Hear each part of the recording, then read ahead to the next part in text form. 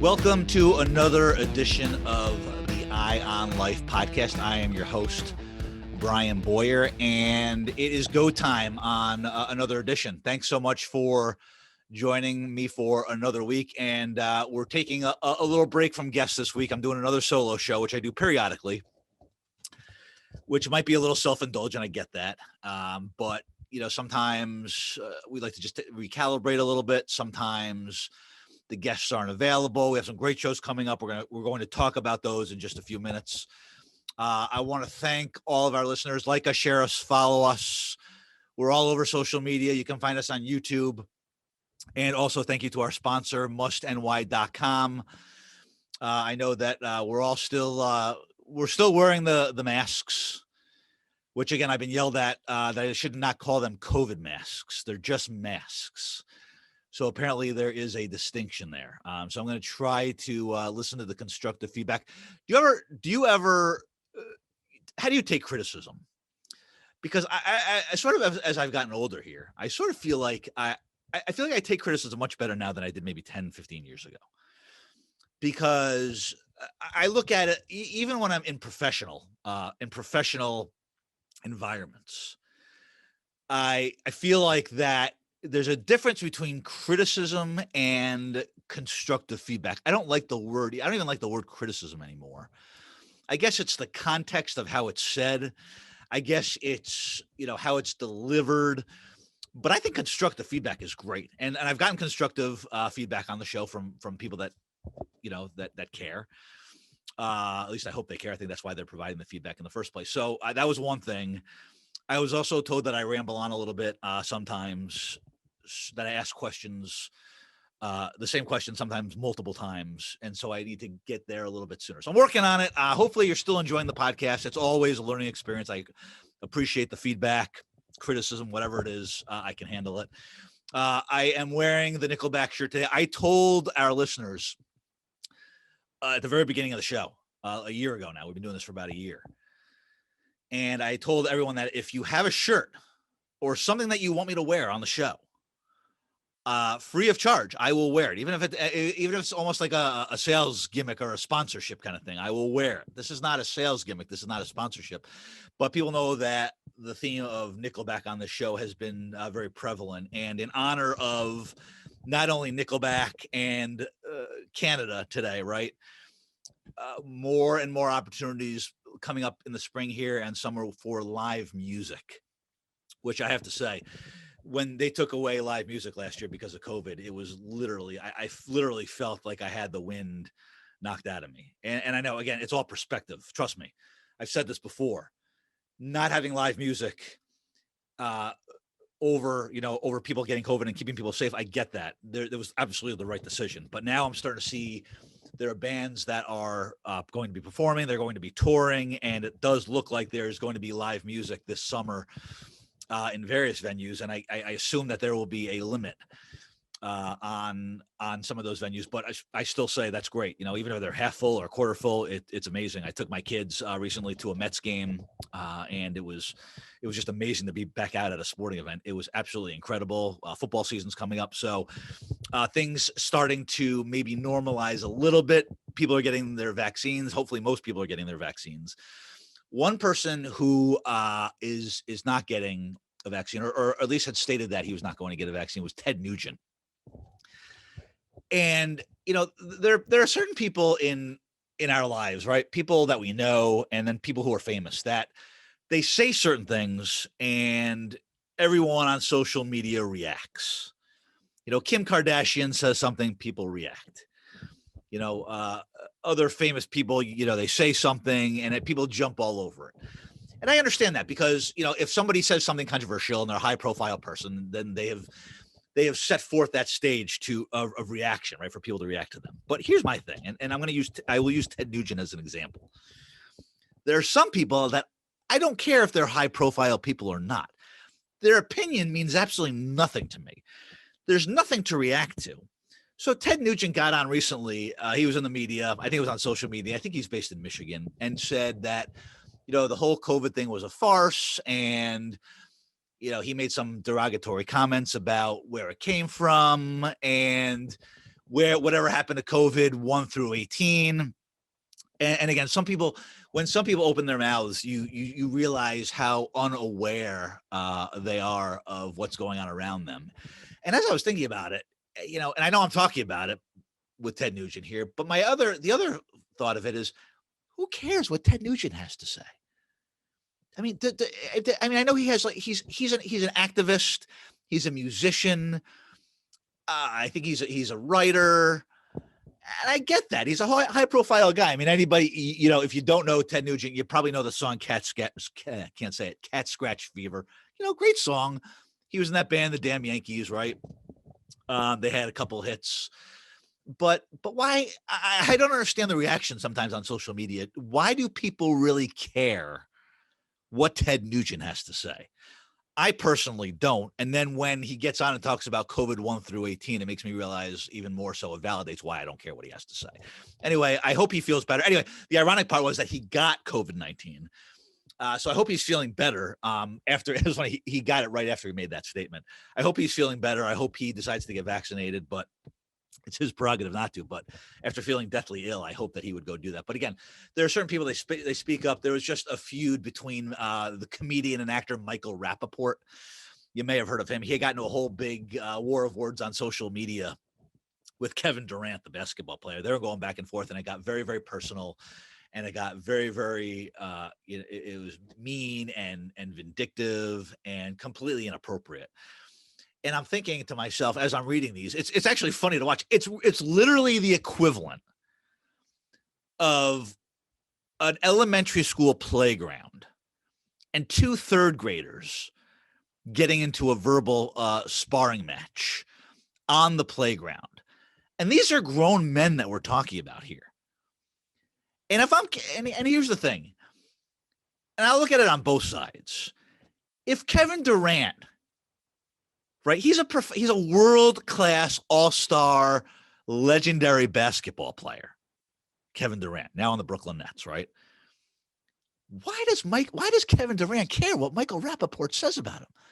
There's something in life calling take the high road, meaning let it go. Let the other person talk themselves into their hole, into their grave. Let them do the talking. Once you involve yourself in that argument, then you end up looking just as foolish, which is what happened with Kevin Durant. He got fined by the NBA. It was absolutely ridiculous. And who really cares? Who cares what Michael Rappaport has to say? And the other question is, Michael Rappaport, he was, I know he's been on shows. He's been, NYPD Blue. He was a cop in one of the shows. I know he was on some episodes of Friends. He was Phoebe's boyfriend. He's a comedian. I think he's relatively successful. I mean, I think he makes a decent living.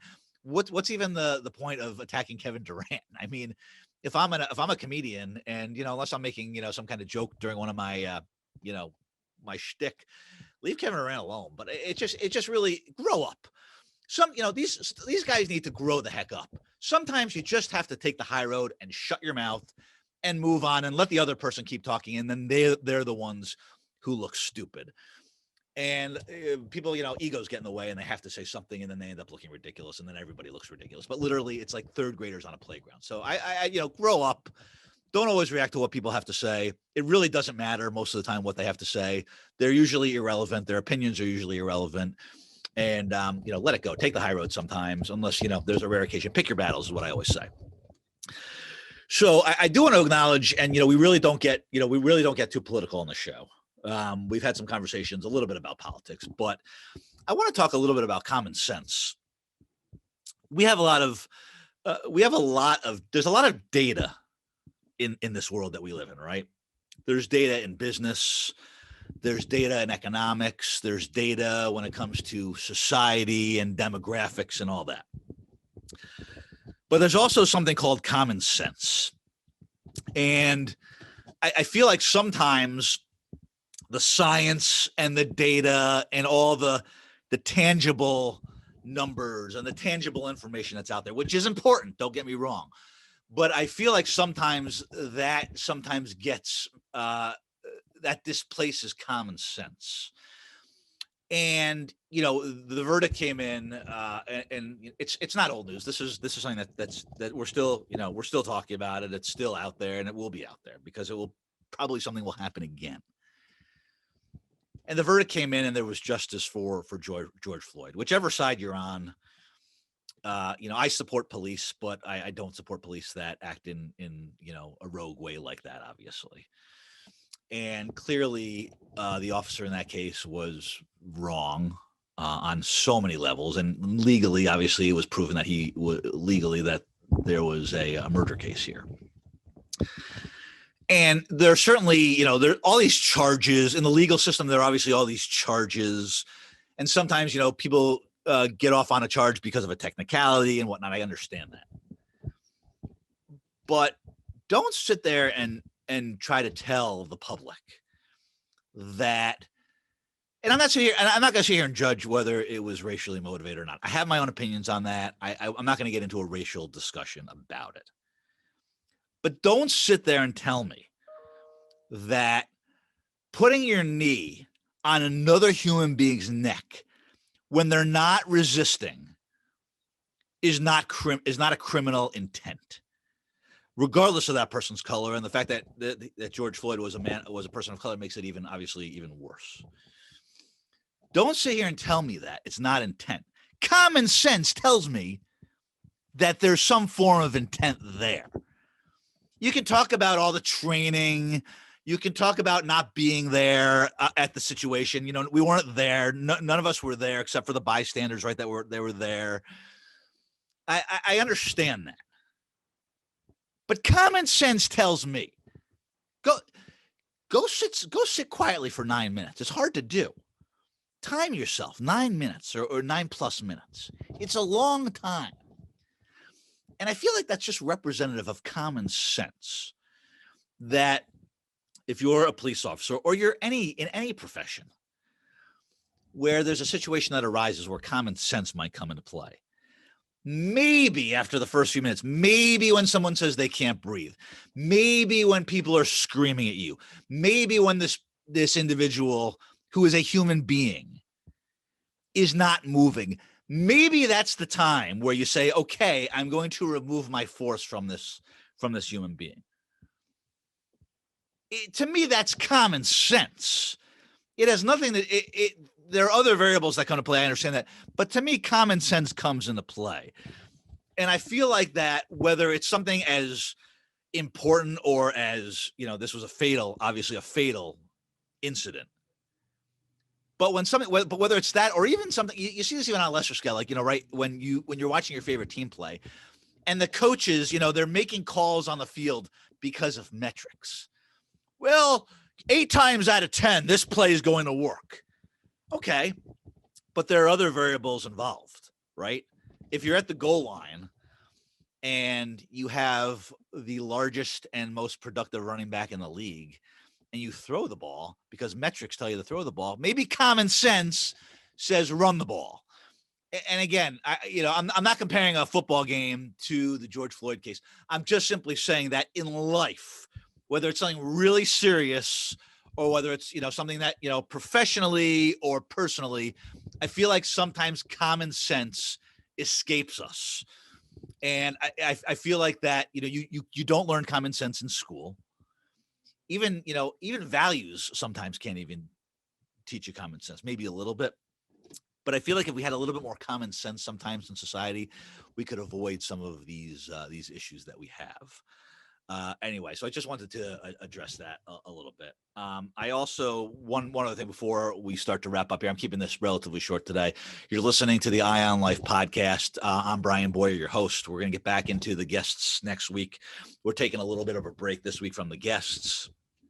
And I do just want to talk about media because, I've talked about this before, and, I can't have conversations with people anymore about media creating certain things. I understand that certain media has different angles and maybe certain agendas, but the media is not, there are things that are actually happening out there that are not conspiracy theories.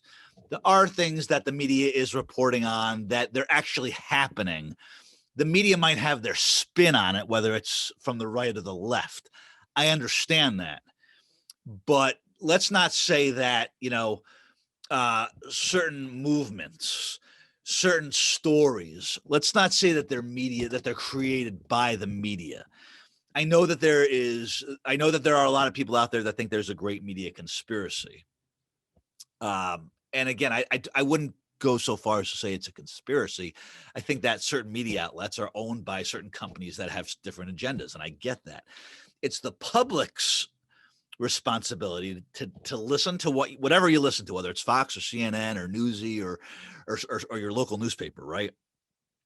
It's our responsibility to maybe dig a little bit deeper. So we see it. We know that there's spin. We know that if you listen, that's the thing too. You know that if you listen to CNN, you watch CNN, you're getting a slight slant to the left. You know that if you listen to Fox, you're getting a slight slant to the right.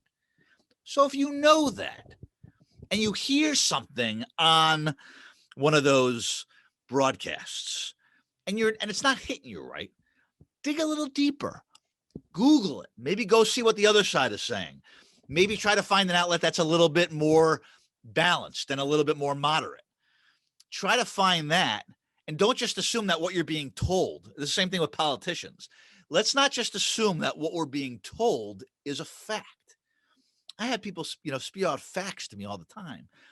Well, it's like in the Seinfeld episode, right? There's that one Seinfeld episode where George tells Jerry, it's not a lie if you believe it's true. Well, I think a lot of people live by that, because don't just accept a fact as being correct simply because it fits your narrative. That's very dangerous if you do that. When a politician throws out numbers, that doesn't mean that those numbers are correct.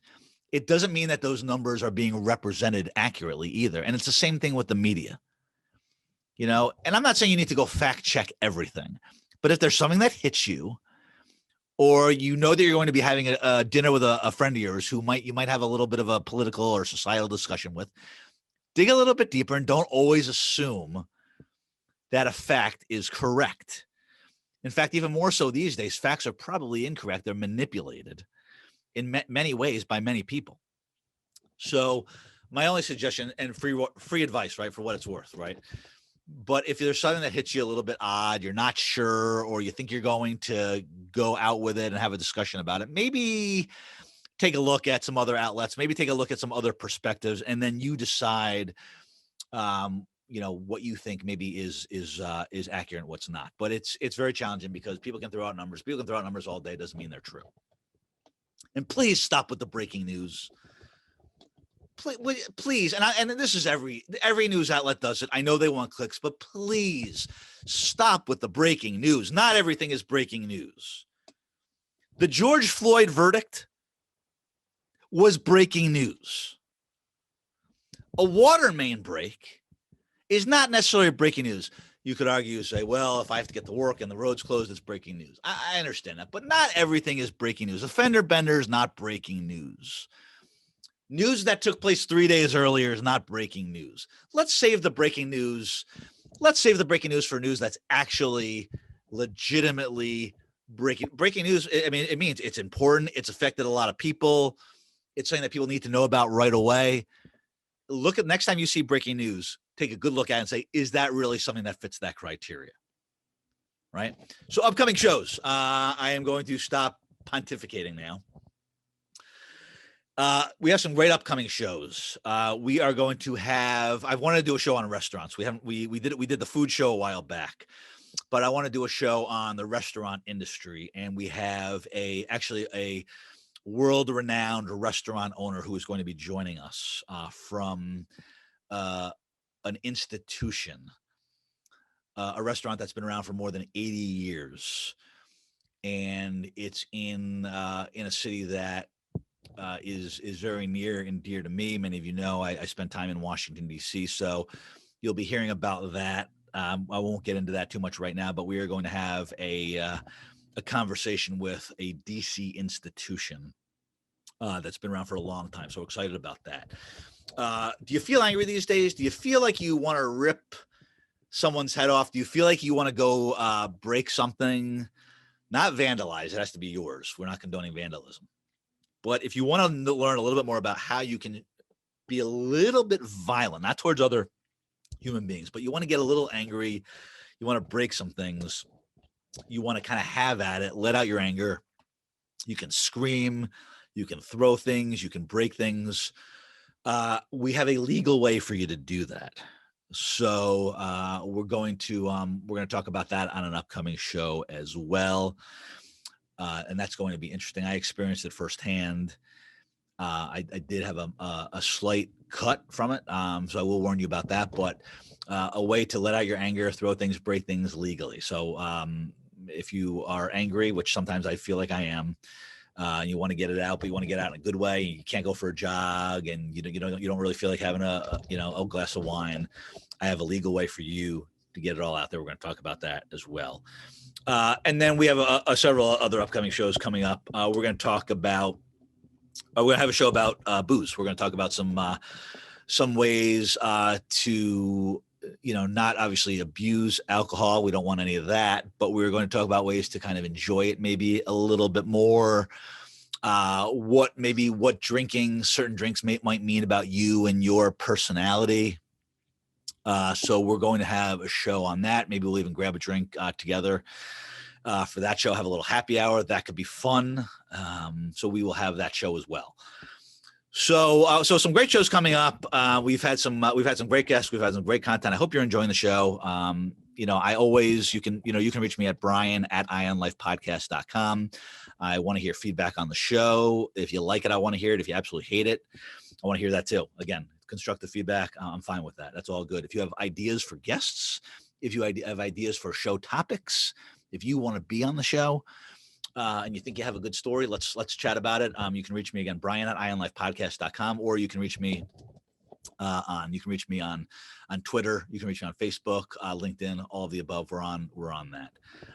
Brian Boyer, again, mustny.com for all of your mask needs as we continue to try to stay away from COVID. Hopefully most people have gotten vaccinated. By the way, speaking of getting vaccinated, if you do get vaccinated, I suggest, not planning anything for the next probably 24 hours at least. I had the Moderna shot, my second shot, and it was 36 hours of misery. I felt horrible.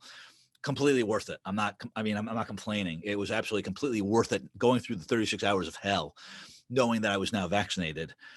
Was absolutely worth it, but it was brutal. Flu-like symptoms, shivers, waking up in a puddle of my own sweat, no appetite, hallucination. So just be prepared that if you are getting the second vaccine, I'm not just saying it's the Moderna one. It could be all of them, and it reacts to. I know people who had Moderna who had nothing, who had no reaction to it. But my suggestion is take the precautions. Don't necessarily schedule something that day or the next day. Give yourself a little bit of a break. Life is all about balance. Take a day off. And rest up, and that work's not going anywhere. Your friends aren't going anywhere. The clients aren't going anywhere. They'll still be there after you're feeling healthy, because health really is number one. If you don't have the healthy component of your life and those of your loved ones, none of what we're doing matters. So that's my last suggestion of the day. I'm making sure I'm looking at my notes. I really tried to keep this fairly authentic today and fairly short, but again. Looking forward to upcoming shows, looking forward to upcoming guests, looking forward to hearing from our listeners and our viewers. And as always, until the next time, keep an eye on your loved ones, keep an eye on yourselves, and keep an eye on life. Thanks for joining us.